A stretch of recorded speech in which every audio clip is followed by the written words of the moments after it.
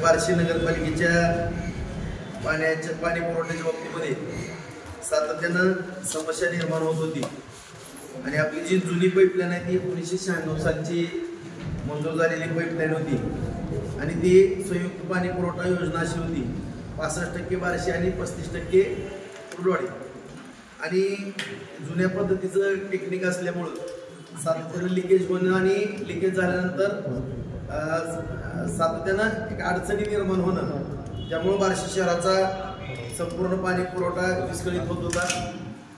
दरवर्षीची ही समस्या सातत्याने गेली जवळपास माझ्या माहितीप्रमाणे 10-15 वर्ष ही समस्या सर्व शहरवासीय सहन करत होते आणि या सर्व गोष्टीचा सारासार विचार करून ज्यावेळेस माननीय एकनाथ शिंदे साहेब मुख्यमंत्री झाले आणि आदरणीय फडणवीस साहेब उपमुख्यमंत्री झाले, आता अजितदादा बरोबर आलेले आणि माननीय फडणवीस साहेबांच्या माध्यमातून सातत्यानं पाठपुरावा करत असताना आपल्या सर्वच बार्शी तालुक्यातील जनतेला सर्वांनाच माहिती आहे की पत्रकार बांधवांना पण माहिती आहे की ज्यावेळेस फडणवीस साहेब बार्शी शहराच्या दौऱ्यावरती आले होते भुयारी गटरीच्या लोकार्पण सोहळ्याच्या निमित्तानं आणि त्यावेळेस विविध विकास कामाची उद्घाटन झाली होती। त्यावेळेस 1596 घरकुलाचा पण आपला विषय होता आणि या सर्व उद्घाटनाच्या प्रसंगी साहेब आल्यानंतर साहेबांकडे बऱ्याच मी मागण्या केलेल्या होत्या।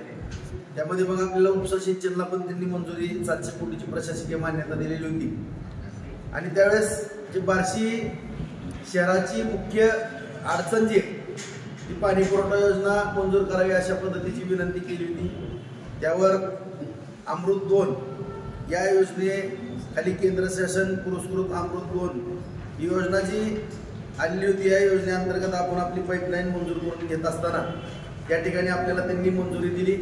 सुरुवातीची ती 264 कोटीची मंजुरी होती, परंतु आपल्या सर्व पत्रकार बांधवांना मी सांगितलं होतं की पुढे जाऊन ती थोडी वाढणार आहे आणि 296.84 कोटीची योजना या ठिकाणी मंजूर झालेली आहे। त्याला कालच त्याचा GR या ठिकाणी प्राप्त झालेला आहे, तो आपल्याला मी सर्वांना देणारच आहे। त्यामध्ये आपल्याला जवळपास 296.84 कोटीला मंजुरी दिलेली आहे। त्यामध्ये मग केंद्र शासनामार्फत दिलं जाणारं अनुदान 33.33% असून 98.93 कोटी त्या ठिकाणी केंद्र शासनाच्या माध्यमातून आपल्याला प्राप्त होणार आहे। त्याचबरोबर राज्य शासनाच्या माध्यमातून 153.38 कोटी रुपये आपल्याला त्या ठिकाणी मिळणार आहेत आणि आपल्या नगरपालिकेचा 44.53 कोटीचा हिस्सा त्या ठिकाणी असणार आहे। अशा रीतीनं या योजनेला प्रशासकीय मान्यता कालच प्राप्त झाली। त्याचा GR या ठिकाणी कालच मी मुंबईला गेलेलो होतो, परवा दिवशीच माननीय मुख्यमंत्री साहेबांचा निरोप आला आणि सहस्त्रबुद्धे नावाची त्यांची PS आहे, त्यांनी मला फोन केला की राजेंद्र मुख्यमंत्री साहेबांनी सांगितलं राजेंद्र तुमची पाणी पुरवठ्याच्या योजनेला मी प्रशासकीय मान्यता दिलेली ती सही झालेली आहे। मी तातडीने मुंबईला जाऊन हा GR या ठिकाणी काढला। त्याचबरोबर आजच्याच जी बैठक असती माननीय सचिव प्रधान सचिव यांच्या अध्यक्षतेखाली एक समिती असते, त्या समितीची निविदा काढण्याकरता एक मंजुरी असते, त्याची सुद्धा आजच मंत्रालयामध्ये जवळपास 3:30 बैठक आयोजित करण्यात आलेली आहे। त्यामध्ये मग जवळपास पाणी पुरवठ्याचे प्रकल्प नवी मुंबई भुसावळ औसा धरणगाव कर्जत लोणार मुखेड आरमोरी मोकळा अकलूज हे त्या ठिकाणी आहेत। सुरुवातीस अगोदरच्या मंजुऱ्या झालेल्या, त्याचबरोबर आता ज्या आज मंजुऱ्या होणार आहेत त्यामध्ये चंद्रपूर नवी मुंबई वसई विरार वर्धा वडगाव मलकापूर बार्शी सातारा नागपूर नवी मुंबई मालेगाव चंद्रपूर आणि यामध्ये प्रामुख्यानं बार्शीचा आपल्या या प्रकल्पाला जे अंतिम स्वरूप असतं की नगरपालिका स्तरावरती निविदा काढावी आणि नगरपालिका जरी निविदा काढली तर नगरपालिका ही मध्यस्थीची भूमिका करत असते, परत ही निविदा शासनाकडेच मंजुरीला जाते आणि उद्या जर निविदा आज बैठक आणखी झालेली नाही, ती बैठक आताच मी मुख्याधिकारी साहेबांकडून माहिती घेतली, परंतु थोड्या वेळामध्ये ती बैठक पार पडेल त्यामध्ये ह्याच्या मंजुऱ्याही होऊन जातील आणि साधारण आपली निविदा प्रक्रिया सगळी तयार आहे। फक्त त्यांची आता बैठकीचं प्रोसिडिंग झालं जास्ती उद्या किंवा परवा दिवशी आपण ह्याची निविदा प्रसिद्ध करतोय। निविदा प्रसिद्ध केल्यानंतर जे काही मोठी रक्कम असते साधारणतः आकडा मला सांगता येणार नाही, परंतु 296 कोटीची म्हणल्यानंतर किमान त्याला 25 दिवसाचा कालावधी आवश्यक आहे. आणि जर शासनानं आजच्या बैठकीमध्ये काही नव्यानं GR जर काढला सुद्धा काही कमी पिरियड केला तर आनंदाचीच बाब आहे. जरी नसेल तरी पहिला जो नियम आहे तो 25 दिवसात. त्यामुळं माझ्या अंदाजे 1 किंवा 2 मार्चला आचारसंहिता लागेल असं चिन्ह दिसतंय.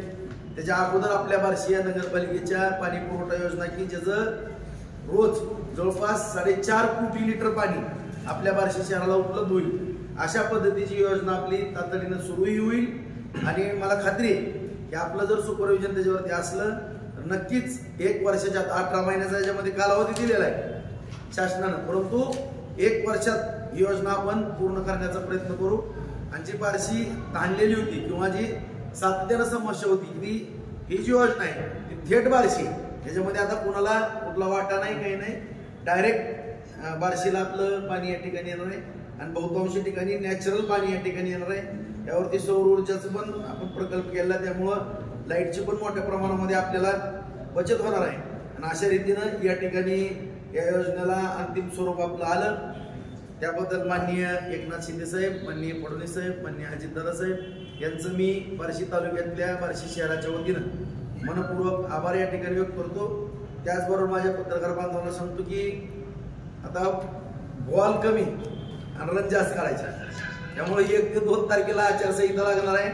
तुम्हाला किमान दिवसाला 2-3 दिवसाला एक मोठी लकी ड्रॉ, जसे आपल्या लकी ड्रॉ निघतात तसं आपल्या बार्शी तालुक्यामध्ये एक चांगल्या ज्या योजना आहेत त्या अत्यंत मोठ्या रकमेच्या योजना सुद्धा मंजूर होतील. 2-3 दिवसाला तुम्हाला मी वेळोवेळी आज एवढी मोठी योजना झालेली आहे.